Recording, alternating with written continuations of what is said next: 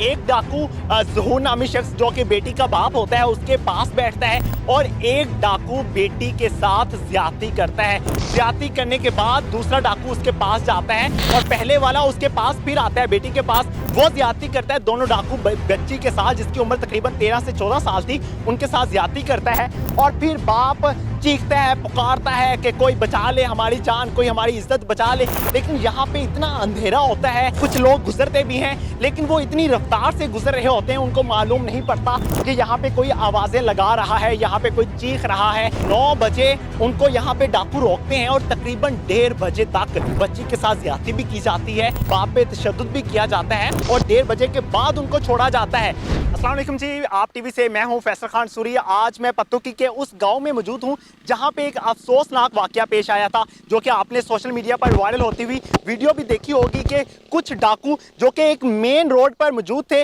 बैठे हुए थे और रात का तकरीबन 9 बजे का टाइम था। यहां से कुछ लोग गुजरते हैं जो कि शादी से आ रहे होते हैं। एक बाप अपने छोटे बेटे और छोटी बेटी के साथ यहां से गुजर रहा होता है 125 पे। डाकू जो कि यहाँ पे 70 पर मौजूद होते हैं, 70 पे बैठे होते हैं और वो डाकू यहाँ पे 125 पे आने वाले जो अफराद थे उनको रोकते हैं और उनको असले के जोर पे यहाँ पे रोका जाता है। उनको कहा जाता है कि आप साइड पर आए। ये वो खेत हैं जहाँ पे उनको ले जाया जाता है। वो डाकू उनको यहाँ पे लेकर जाते हैं और यहाँ पे बाप को थोड़ा सा दूर जाकर बांध दिया जाता है और बेटी को थोड़ा सा बाप से दूर बिठाया जाता है और बेटे को भी साथ ही बिठाया जाता है।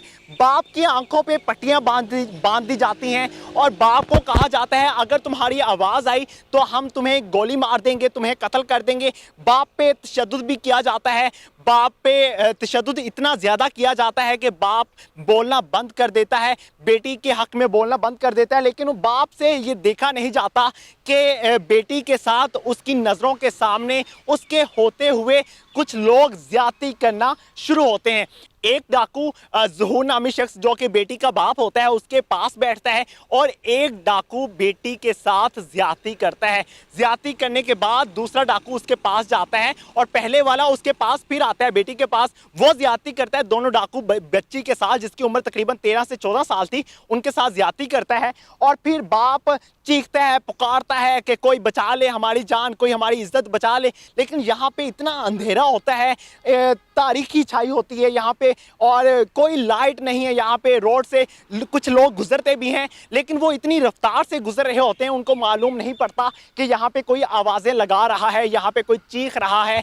और डाकू जब बच्ची के साथ ज्यादती कर लेते हैं और फिर बाप की पट्टी खोलते हैं और बाप को बताते हैं कि हमने तुम्हारी बेटी के साथ ज्यादती कर ली है। बाप की जेब में जो पैसा होता है, मोबाइल फ़ोन्स होते हैं, वो निकाल लिए जाते हैं और बाप को कहा जाता है अगर तुमने किसी को बताया तो हम तुम्हें गोली मार देंगे, हम किसी के हाथ तो नहीं आएंगे लेकिन हम तुम्हारे घर आके तुम्हारी बीवी और तुम्हारे बच्चों को गोलियां मार देंगे। बाप डर से यहां से भागने की कोशिश करता है लेकिन डाकू उसकी 125 लेकर भाग जाते हैं और अपनी 70 बाइक जिस पे नंबर प्लेट नहीं लगी हुई होती वो यहां पे छोड़ जाते हैं।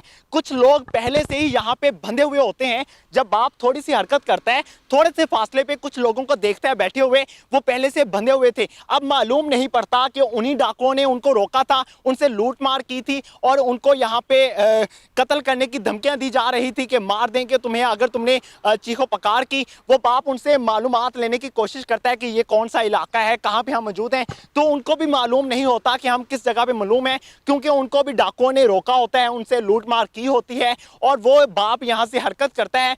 कुछ ही देर बाद जब वो अपने गांव में पहुंचता है तो पुलिस को इन्फॉर्म किया जाता है और पुलिस तकरीबन अहम बात यहाँ पे आपको बताता हूँ कि 9 बजे उनको यहाँ पे डाकू रोकते हैं और तकरीबन 1:30 बजे तक बच्ची के साथ ज्यादती भी की जाती है, बाप पे तशद्दुद भी किया जाता है और 1:30 बजे के बाद उनको छोड़ा जाता है।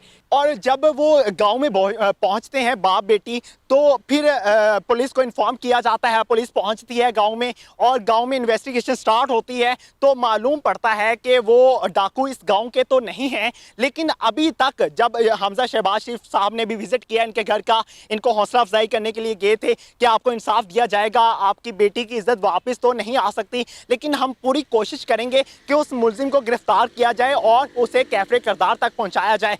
तो अब अभी तक हमजा शहबाज शरीफ साहब के हुक्म जारी होने के बावजूद भी अभी तक पुलिस की तरफ से कोई कार्रवाई नहीं देखी गई, कोई मुलजिम गिरफ्तार नहीं हो पाया। अभी तक कुछ मुलजिमान को गिरफ्तार किया है, लेकिन वो मुलजिमान एग्जैक्ट नहीं है, हम नहीं कह सकते कि वो मुलजिम है। कुछ यहाँ पे डाकू हैं, चोरों का ग्रुप है, उनको गिरफ्तार कर लिया गया है मालूमात हासिल करने के लिए कि वो कौन लोग थे जिन्होंने बच्ची के साथ ज्यादती की थी।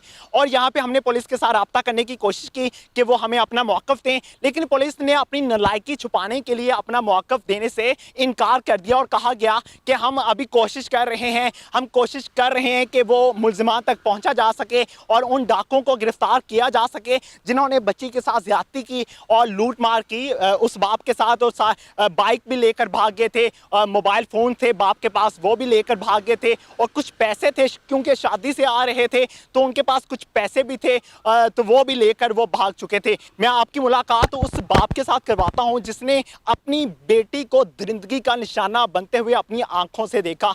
आइए चलते हैं उन्हीं के पास, और ये अगली वीडियो लाजमी देखिएगा क्योंकि उसमें आपको मुकम्मल उनका इंटरव्यू मिलेगा कि किस तरह से ये सारा मामला हुआ था, किस तरह से ये सारा वाकया पेश आया था। जो मेरी मालूमात थी वो मैंने आप तक पहुंचाई, और इसी के साथ मुझे दीजिए इजाज़त। अल्लाह ने के बाद।